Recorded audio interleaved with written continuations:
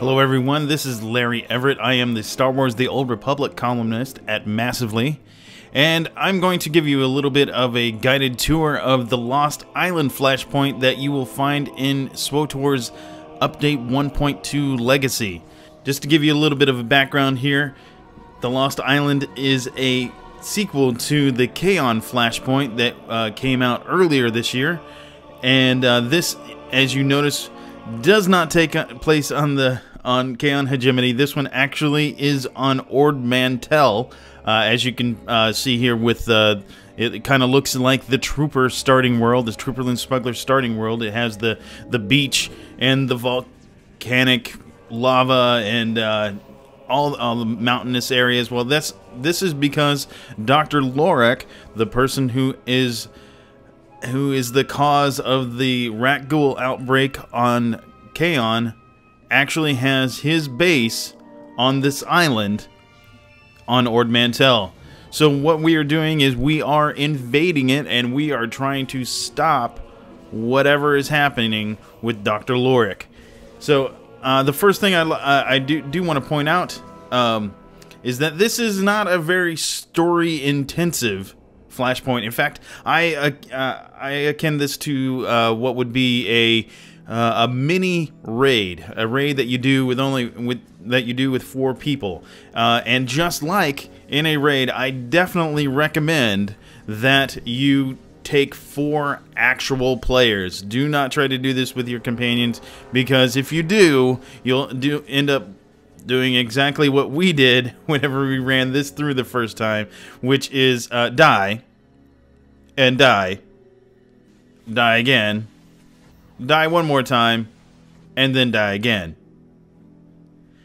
So definitely bring along a good healer, a good tank, and some people that know what they're doing. AOE DPS and a single target DPS is very good to bring as well. So let's get started here. The first thing that which I consider this one actually a mini boss. This one is called the Putrid Shawclaw, and basically what the Putrid Shawclaw does is he's kind of a tank and spank with some little reticles that appear on the ground, and out of those little reticles will be fissures that pop up, and they do a dot kind of AOE in that area. So be aware. Should be pretty easy to take down. Just, you know, watch out for the fissures.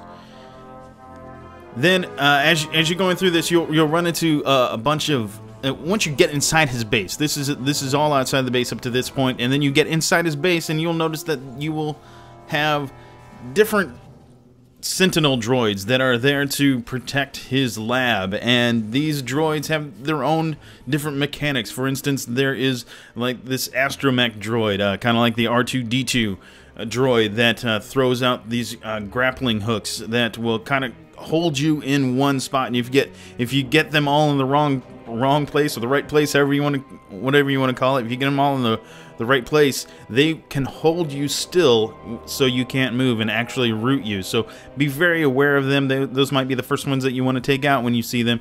And then also be aware of the security droids, which have a fire AOE, kind of like what the bounty hunter does whenever he spins around and blows out fire. Well, they do that. And then we also have these guard droids that drop these little bitty pools of electricity that if you're standing in them, it hurts pretty bad. So just be aware of them. You definitely, if you get a group of them together, that droid stun would be very good. If you have one of those characters like a Marauder or something along that line that has a droid stun, then definitely use that as much as possible. The first boss that you run into, because we are still in like the security area of Dr. Lorex Lab, is the Lr5. This Lr5 Sentinel Droid. He is a powerful boss, and definitely one that comes unexpected. because we weren't expecting this guy to be that powerful right up front. But let me give you a little bit of his mechanics here, so you're aware of what's happening. He drops these pools of electricity, kind of like the guard droids from before. Except these pools of electricity, number one, are bigger, and number two, they expand. So even if you aren't in the initial drop point, if you're standing near it, it can get you. So be very, very aware of your surroundings. On top of that, this is one of the other reasons why he's so powerful, is that first off, those pools drop from behind him, and then in front of him, he lays out this cone AoE fire dot that is extremely powerful, especially for squishies. So squishies, if you're going to attack him from behind, but be aware that you will run into these pools of electricity and you want to get out of them as soon as possible. Everybody has to be on it. I mean, the tank has to be aware of his position. The medic has to be aware of who accidentally stepped in one of those pools and can lay on the heels real quick, and then the DPS obviously has to be aware of the area. And on top of that, if things weren't bad yet, even more, there are ads, Rakghoul ads that pop up. Off to the side, there are Culto tanks that will break open, and out of that will come different types of Rakghoul. So, and as he kind of has his own enraged timer, if you will, where more ads come out, those pools you get more and more of those pools, and eventually, if you don't kill him fast enough, you will die just because. So be very, very aware of that. That is the first boss. He is probably the hardest boss to take down, just straight taking down. So be aware of that. The next one I'm going to make a mention of is the Transgenic Sample 7. You run into him shortly after the Lr5 Sentinel Droid. He's not really a boss. He's not really, I wouldn't even call him a mini boss, but I do want to make you aware of him. He is like this rhinoceros thing that comes out at you, and he will smash into you and knock you back and take you out of the game for a little bit. But just be aware of him, and he does form this little reticle around you before he hits you. So, but there's not really a lot you can do about it. You can't dodge out of the way or anything, because once you get that reticle on you, you're knocked down for a little bit. Just be aware of it, and it is a random player that he hits. It's not necessarily the tank. So just be aware of that. The next one that we run into is the Project Savrak. This is the second mini boss.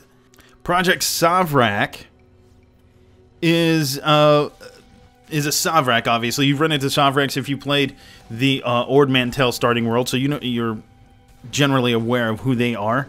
And the Savrak, he has two major mechanics that you have to be aware of. Number one, he does this smash into the ground. You are on a platform, obviously, as you can see. He does this smash into the ground, and he will knock back people at different angles depending on how far away you are from him. If you are right next to him, your knockback angle will be nearly straight up in the air.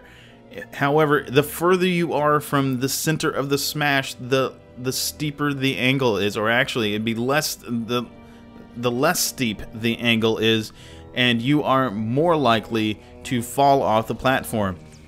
If you fall off the platform, you will die because there's lava down there, and you cannot get back into the game. You cannot be rezzed. So be very aware. If he's about ready to smash, you want to run as close as you can to him before he completely knocks you back.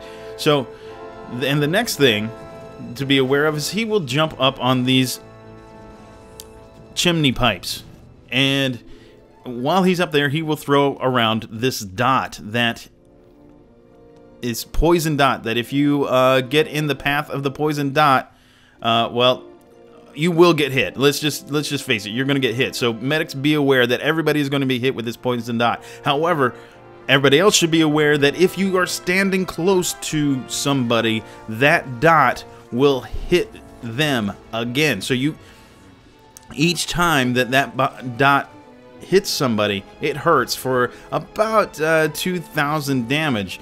Now, if you're further away, the dot will just it'll trickle hurt you, but it won't do the tremendous damage as whenever it first hits you.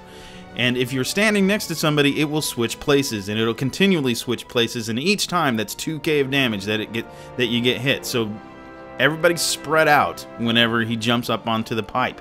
Now, to get him off of the pipe, you have to activate the console. So I recommend that one person activates the console and everybody else stays as far away from each other as you possibly can.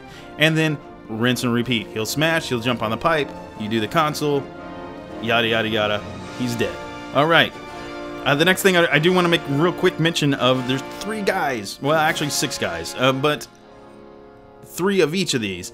There is an 3 enslaved Rat-Ghoul cyborgs and 3 hybrid Rat-Ghoul tech masters. Now these are not bosses by any stretch of the imagination, however they do have an interesting mechanic.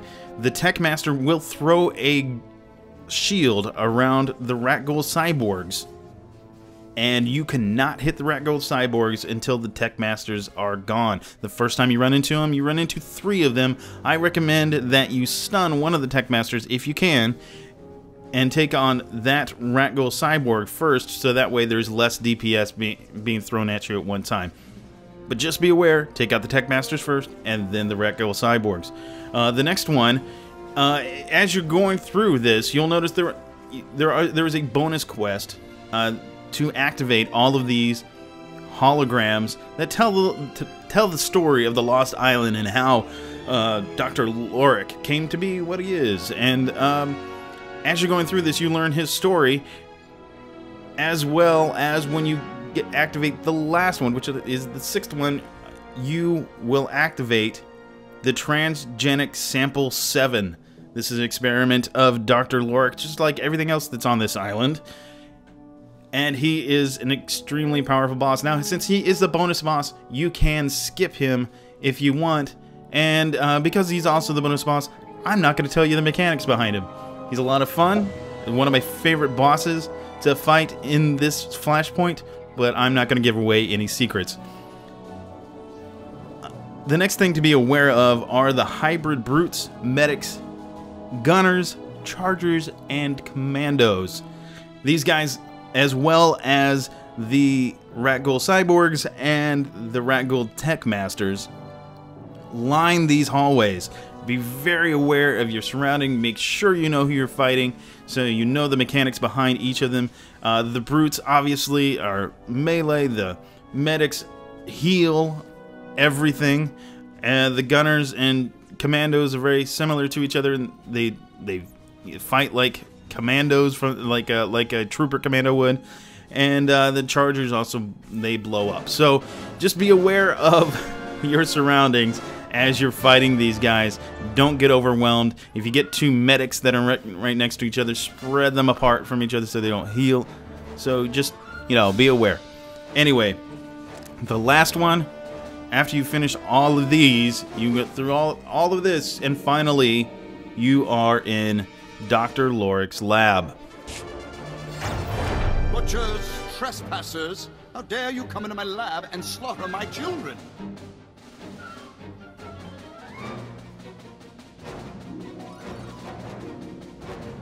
I've killed more Jedi and Sith than I can remember.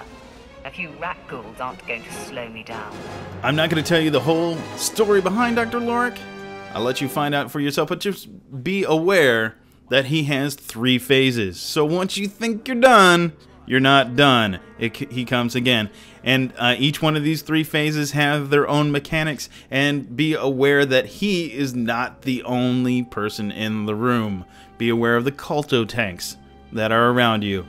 And with that, that is my guided tour of the Lost Island Flashpoint. If you have any questions, then let me know in the comments below. If there's any other things that you'd like to see, let me know that too. Tell me what you think.